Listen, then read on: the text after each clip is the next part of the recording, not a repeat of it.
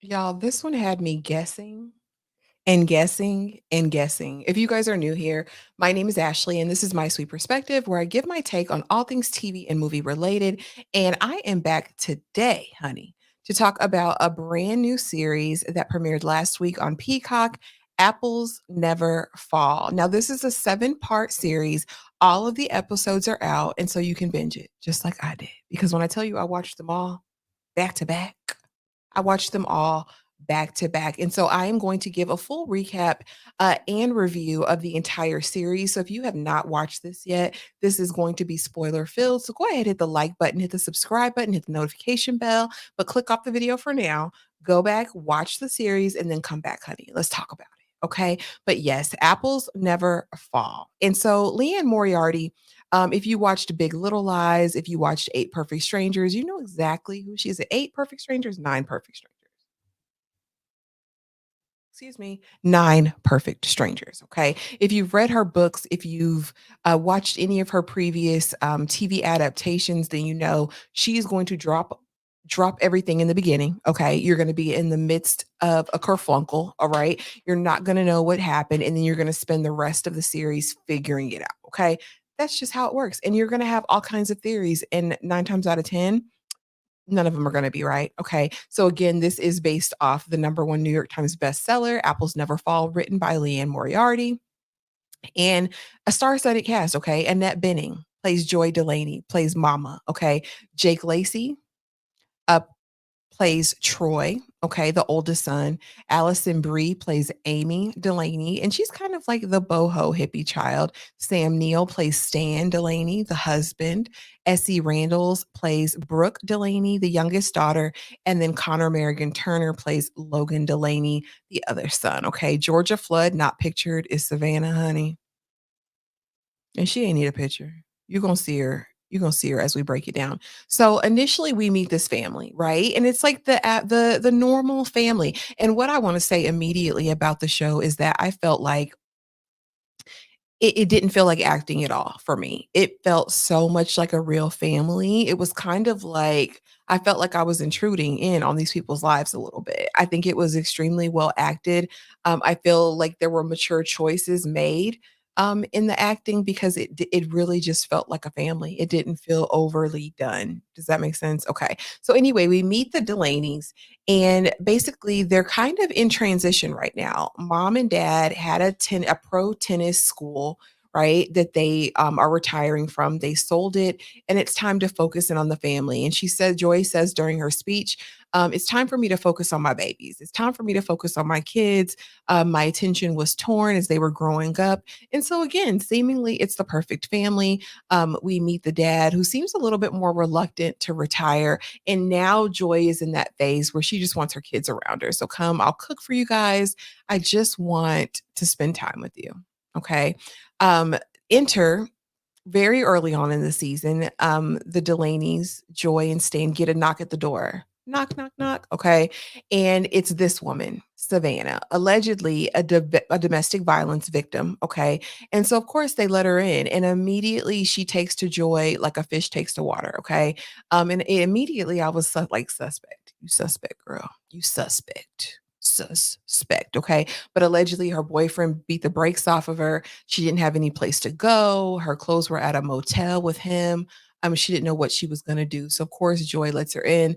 They connect, and she ends up being the perfect house guest, honey. She's cooking, she's cleaning, she's doing everything you could imagine that could be done, right? And so, meanwhile, we're introduced to all of this because it definitely goes present day, past, present day, past. We are always in a series of flashbacks.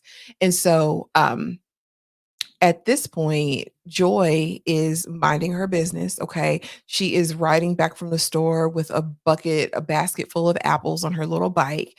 And the next thing we see is like crime scene tape. We see the bike rolled over, the apples have spilled out, and we see blood on the bike.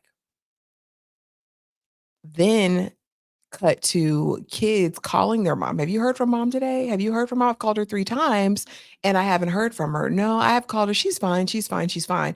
I'm calling. She's not answering. That's not like mom. Okay. Let's call dad. Oh, she's at the mall. She's fine. She just probably doesn't have a signal. really stand. So immediately your first guess is the dad did it. The husband did it. 90% of these crimes, where the wife goes missing or is taken out, it's the dad that did it. It's the husband that did it.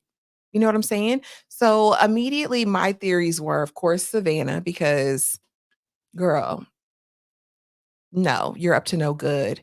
The dad did it or she did it. She just wanted to get away, honey. That those are my initial theories. And so again, at this point, we are like, where is mom at? The kids are disgruntled and they start kind of doing their own little recognizance and investigations. And so they're immediately like, dad did it. Logan has, he's not a marine biologist, but something like that, right? He works on the water. And so he's like, I had a camera and dad was lugging something that looked like a body onto a boat. Okay. And the other kids, the oldest son, Jake and he have a very fractured relationship because of something that happened 100 years ago. He was the dad was the tennis coach, of course, and there was a promising young man, and who Jake would, I guess, spar with. I don't know if that's what you call it in tennis, but they would go back and forth, and they would get into it. They had a big blow up, and so the other kid's dad removed him from the program. The young man went on to win all kinds of national competitions and all that, and so the dad has resented him ever since. Jake is accomplished. He's gone to Stanford. He does the absolute most. Okay. Brooke is kind of the good daughter, right? She's the one that both of the parents love and dote on. She's a physical therapist, and she has a girlfriend at home, honey. Okay. And then we have the other daughter, the hippie daughter. She's figuring life out, honey. She doesn't have anything lined up. So anyway, Logan already thinks his dad, Joy's been missing now for I think 24 to 48 hours.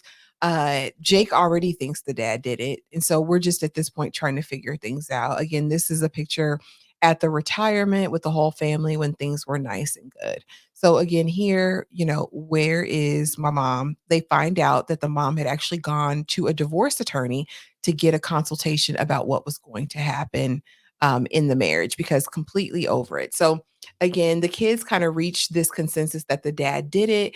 They let the detectives know. The detectives arrest dad. Okay, he's locked up. Locked up. They won't let him out because he was doing weird stuff. Again, he said the mom was at the mall. He lied to the friend, said, no, no, she's fine. We find the mom's cell phone in the luggage. We find bloody stuff. The dog next door had dug up her shirt. Like it was just a mess, right? And so we think mom's gone, but I was like, there's more episodes. So we know there's more to the story. We also find out in this time that Savannah was absolutely a grifter. Jake pays her $50,000 to get her off. We also find out that Joy is the one that got that student removed from the club, from the training school or whatever, because she saw the rift it was causing within the family. None of the kids would talk to her. They had kinda stonewalled her. The dad was through with her. Everybody was over her. And so I guess it makes sense what she did next, honey, because the next thing we know, we see Joy, honey. And Joy is living her best life in this little cottage, okay? Making dinner and snacks and doing all of the things. And it's like, "Joy, I thought you were unalived. I thought you weren't around." And so, apparently, she's gone with Savannah. Savannah knows everything that's going on back at home, that the people are looking for her, that the kids are looking for her, that the dad has been locked up. And we find out unbeknownst to any of us that Savannah is the sister of the young man that left the training school, and she blames Joy and the rest of the family for taking her mother away because her mother lost it apparently when the brother and dad left, and Savannah was left to take care of her. So I think in a way she kind of loved Joy. Joy was the mom she never had but always wanted. But again, it's misplaced. And so Joy starts doing some investigating because she's looking at Savannah sideways. She finds that Savannah got a gun. Savannah got multiple IDs. Savannah's got all kinds of things. Okay. So she's like, can you take me home? I didn't know everything was going haywire, blah, blah, blah. She's like, I'll take you home. I apologize for this in advance. Savannah's like, they are driving. Joy's like, you passed the exit. Savannah's like, I'm sorry, Joy. Next thing we know, accident, boom, bam, pow. Okay. And I'm thinking, well, I guess she gone now. Alas, she was not. She was there. Joy does make it home. The family welcomes her with open arms. And apparently Savannah's out here still running the streets somewhere. But yeah, ain't nothing happened to Joy. So I will say overall my thoughts, I thought in a way it was anticlimactic. Of course, I'm glad she didn't get unalived, but I mean, I don't know. I do feel like there were certain holes, there were certain pieces that I wanted to know more about. I wanted really to know more about Jake and the dad if they were ever able to rekindle that. I also wanted to know about Joy and Stan, what that looked like afterwards, because Stan really wasn't a good guy. It comes out that he was very aggressive. He had some definite ways about him. He'd ran off on the family multiple times when the kids were younger. And of course, I'd just like to see more of that family dynamic as it relates to each of them. And really what was going through Joy's mind completely, right? She was like, well, you did it, so I could do it. Joy wasn't gonna be the one to apologize for nothing, really. But yeah, guys, that was kind of my recap, my thoughts of the episode or of the season rather. Let me know if you watched Apples Never Fall and what your thoughts were. I'm curious to know, honey. And if you're still here after 11 something minutes, thank you so much for watching. Please be sure to like, comment, and subscribe, and I will see y'all in the next video. Bye.